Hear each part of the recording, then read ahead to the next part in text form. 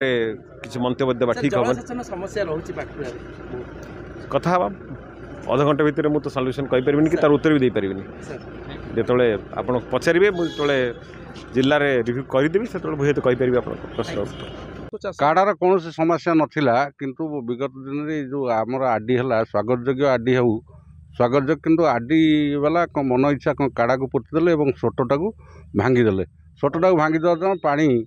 पानी एपटे पानी देखु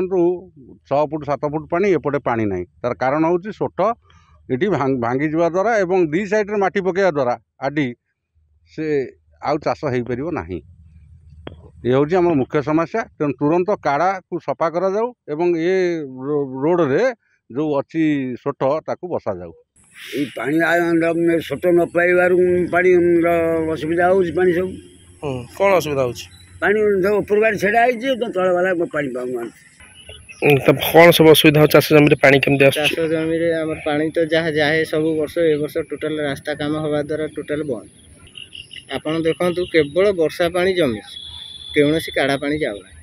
क्षयक्षति कौन आम जो चाषी भाई मैंने जो चाष करूँ काट फसल रबी फसल जो धान फसल भल मंद करूँ सेगुड़ा सब प्रभाव पड़ुचे टोटाल पानी न जीवार दाबी रखू जे डीआरडी वाला केमिति कौन डी वाला केमिति रास्ता को तुरंत समाधान करंतु आम सांगे रास्ता